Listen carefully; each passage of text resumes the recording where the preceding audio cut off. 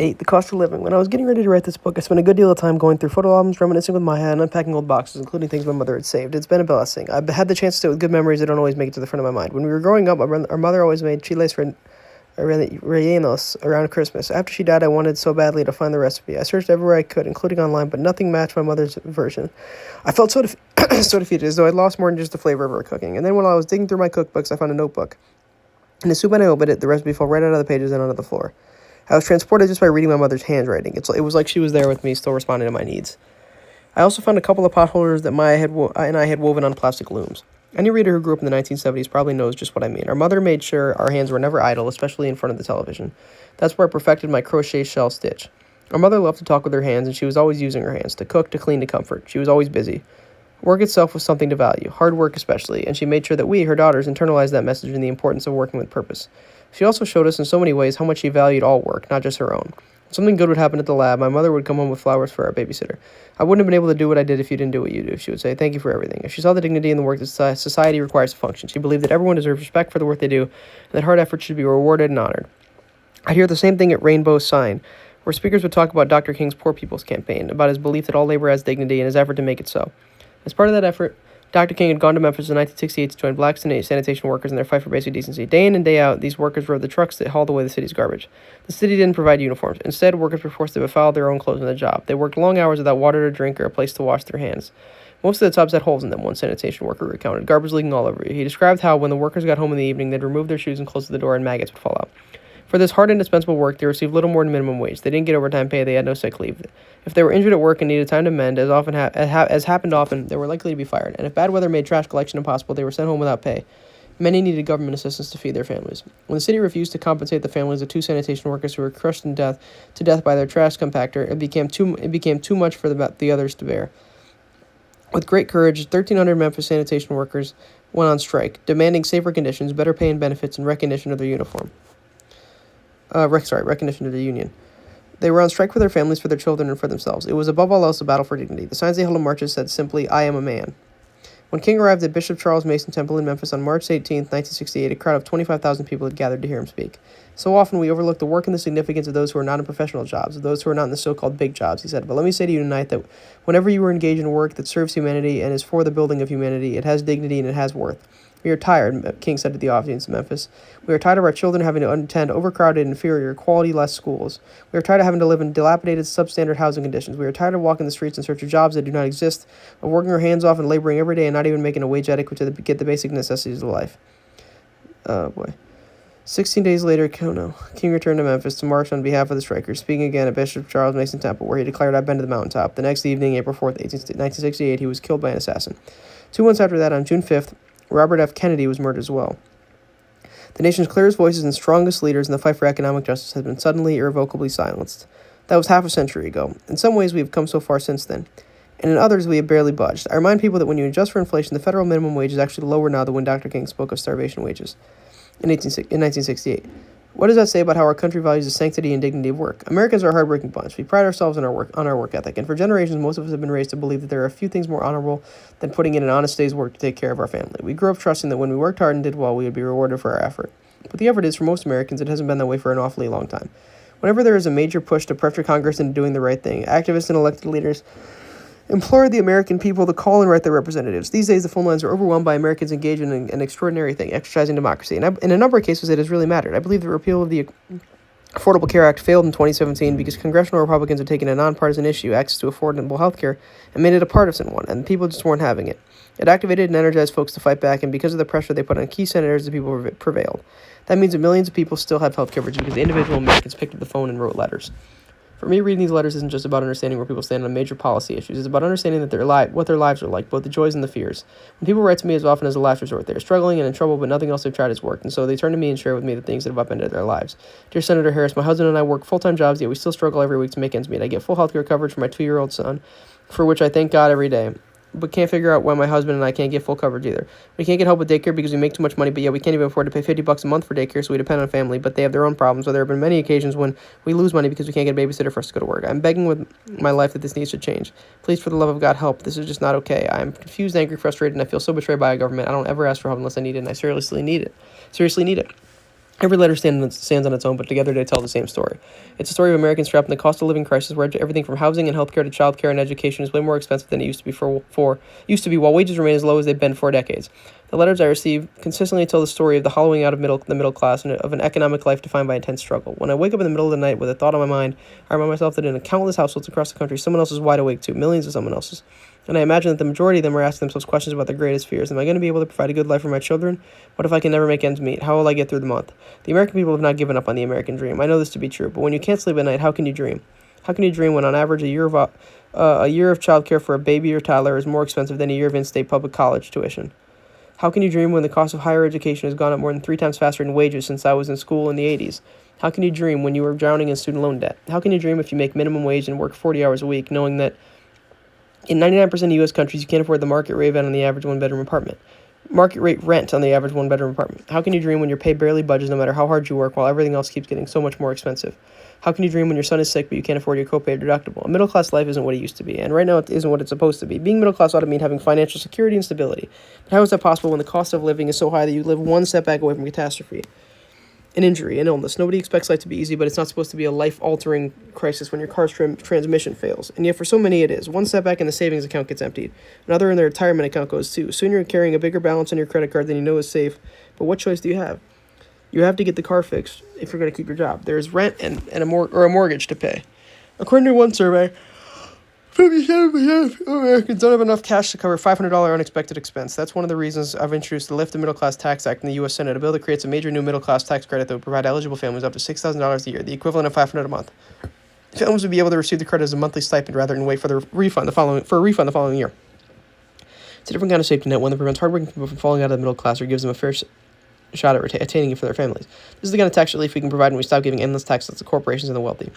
I think of Mr. and Mrs. Shelton. She was a nursery school teacher and he was a construction worker. And on those incomes, they were able to purchase a 2-bedroom home that was everything they dreamed of and everything they'd worked for. But at the time of this writing, that house is listed on Zillow at $886,000, which would be impossible to purchase on the salaries of a teacher and a construction worker.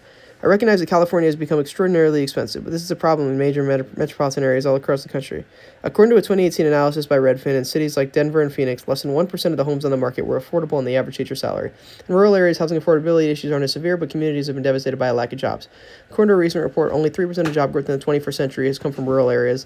That has forced people to find work far away from home, which leaves them with an awful choice: endure an hours-long commute every day or move away from the place where their families live for a generation, the place where their friends live, where their kids play Little League Baseball, where they've always gone to church. I also think of the workers I met along the way who are severely undervalued in this economy. Several years ago, I met a woman named Wendy through SEIU, and I got to spend the day with her, watching her work up close. She had changed jobs when her elderly mother got sick, becoming a home health care worker so she could be the one to take care of her day and night. That meant everything from lifting her mother out of bed to dressing her, feeding her, assisting her in the bathroom, measuring and tracking her vitals, helping her into her wheelchair and taking her out for a walk, and keeping her cognitively engaged throughout. It was detailed and demanding work, physically, mentally, and emotionally. And yet in 2017, the average home health aide in the United States was earning too little to keep a 4-person household above the poverty line. And because they are often contractors, they aren't always eligible for employee benefits. That strikes me as outrageous. As the baby boomer generation continues to retire, we're going to need more home health aides, 1.2 million by 2026. And this is how we intend to treat them? What does this say about the value we place on caring for older Americans? What does it say on how we honor our elders? The cost of living crisis is especially hard on women. Women are still paid on average 80 cents on the dollar compared with men, a gap that is even more punishing for Black American women, who are paid only 63 cents for every dollar earned by white men. As the National Women's Law Center points out, that means a Black woman who works full-time year-round comes with more than $21,000 behind her white male counterpart. That affects everyone in her home. It's even worse for Latinos, who make just 54 cents on the dollar. Politicians talk a big game about the value of hard work, but it's time we speak some truth. The hard truth is that the economy stopped rewarding and valuing most hard work a long time ago. We've got to acknowledge that if we're going to change it. Let's start by reflecting on how we got here. For several decades after the Second World War, workers got pay raises when companies did well, and the government gave people a hand up, offering free education through the GI Bill. The productivity gains necessary to grow the economy were remarkable. In the 3 decades after the war, productivity improved a staggering 97%. The difference then was that everyone shared in the bounty. During that same period, worker wages grew 90%. That's how the United States was able to build the world's largest middle class.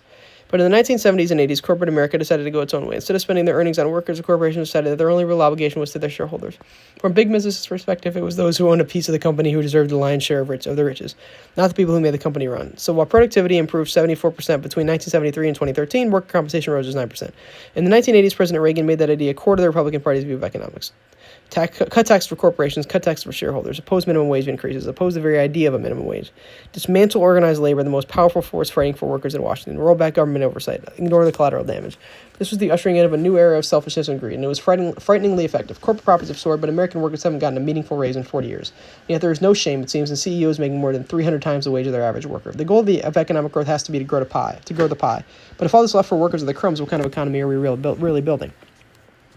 This was the context in which we entered the 21st century. The American people got sandwiched between forces beyond their control. On one side, outsourcing and offshoring that eviscerated the manufacturing sector, and on the other, the worst recession since the Great Depression. Suddenly, the jobs were gone. Communities turned into ghost towns. I wrote so many letters that underscore the significance of the passage of time. A man, 62, who lost everything in the Great Recession, who has nothing left for retirement and is running out of working years. A couple dealing with a family health crisis who can't afford to pay their medical bills and still cover the monthly rent. They need help right now. They can't wait. Anyone stuck in a cycle of financial desperation will tell you it's an emergency, that there is no time for delay. Dinner has to go on the table tonight. Gas has to go in the tank in the morning. The bills have to be paid tomorrow. The rent is due at the end of the week. There is truly no time to spare. During this period, there have also been a rash of corporate predators who have taken advantage of and often ruined vulnerable people. Among the worst examples of these predators are the for-profit colleges that became the darlings of Wall Street during this time. Generations of Americans have been told their best shot at opportunities to get a degree, and a lot of folks took that advice to heart and went for it, sometimes at great cost to themselves and their families. Dear Senator Harris, at one point I considered getting 2 jobs to provide for my son and me. I concluded the best solution for me was to go back to school and continue to work my minimum wage job, so my son wouldn't miss out on quality time with me. I decided I would struggle through poverty long enough to complete school. This is a reality for a lot of Americans. The problem is that a lot of people signed up at for-profit colleges that promised them a great education and a great future, when in truth the degrees they were offering weren't worth much of anything. When I was Attorney General of California, we took on Corinthian Colleges, Inc., one of the largest for-profit college scams in the country. In order to get students and investors to sign up, Corinthian representatives lied incessantly. They told investors that more than 60% of their students were successfully placed in sustainable jobs. They charged the students enormous amounts for their degrees and told them that some programs had 100% job placement rates, even when there was no evidence that a single graduate had received a job. They advertised programs they didn't offer and penalized their telemarketers if they revealed the truth to prospective students. Even more venal was the way Corinthian went after vulnerable people. Venal. They targeted people living at the poverty line, people who decided to go back to school and earn a degree so they could better take care of themselves and the people they love. People who had lost jobs during the Great Recession and who believed their best chance in the job market was to acquire a new set of skills. Corinthian's internal documents betrayed the company's attitude toward its own students. They called their target demographic isolated, impatient men and women with low self-esteem, who have people in their lives who care about them and who are stuck and unable to see and plan well for their own future. As far as I was concerned, this conduct was no different from the criminal predators I've known, purposely targeting those most in need. Of course, most public companies don't act in such a predatory way, but a central tenet of corporate governance to create value for shareholders, even if it's to the detriment of workers, has created a great deal of harm on its own. For example, to raise stock prices, executives engage in a concept called buybacks, in which a company buys its own stock off the market, often causing the stock price to jump. Putting aside whether or not buybacks are ever an appropriate tool, let's acknowledge how extreme its use has become. Between 2003 and 2012, S&P 500 companies spent 91% of their earnings on buybacks and dividends for shareholders. That leaves 9% to invest across the entire country in everything from research and development to worker wages. What's the result of all this? It's been great for the richest 1% of American households, who now own 40% of the nation's wealth, which adds up to roughly $40 trillion, but it's been a financial nightmare for the middle class. According to research done by United Way, 43% of households can't afford basic expenses: a roof over their head, food on the table, childcare, healthcare, transportation, and a cell phone. What are people supposed to think about a government that's left them behind? How are you supposed to feel when you're drowning and no one is coming to your aid, and then you turn on the television and you hear that the economy is doing great? Great for whom? It's not great for people who've had to move hours away from their job just to find an affordable place to live. It's not great for people who are dropping out of the workforce because they can't afford childcare. It's not great for the people who are giving up on their dream of going to college because they know they can't afford it. And yet, with millions of Americans hanging by a thread, the White House reached for scissors. In 2017, the administration cut tax for people who didn't need it and raised taxes on people who can't afford it. They sabotaged the Affordable Care Act, driving up premiums. They ignited a trade war that could lead to higher prices on things we buy, from groceries to cars. They nominated judges intent on destroying organized labor. They canceled the pay rates for federal civil servants, everyone from transportation security officers, food inspectors, park rangers, medical personnel, and more. They even halted the debt relief policy that we put in place to help Corinthian College's victims. And for good measure, they did away with net neutrality, which will allow internet companies to charge a premium for popular websites for the first time, adding an unacceptable new bill to the stack. Dear Senator Harris, I'm a high school student and most of my schoolwork depends on the internet and the tools it gives us. My school is small, there's not much money, plus I come from a poor background and my parents struggle to make ends meet. If you take away net neutrality, you're basically taking away all the tools the internet provides students like me to succeed in school and adding more problems to poor families all over the nation. We are running out of time. That's the hard truth, and not just in terms of dealing with what is so urgent right now. We are running out of time to deal with major changes to come. With the rise of artificial intelligence, we are likely to face an automation crisis in this country with millions of jobs on the line. Industries are changing. Self-driving trucks could cost 3.5 million truck drivers their jobs. The entire tax preparation business could disappear too. The McKinsey Global Institute found that as many as 375 million people worldwide will need to switch jobs because of automation and predicts that 23% of current working hours could become automated by 2030. Another analysis suggests that automation could displace 2.5 million jobs a year in the near term.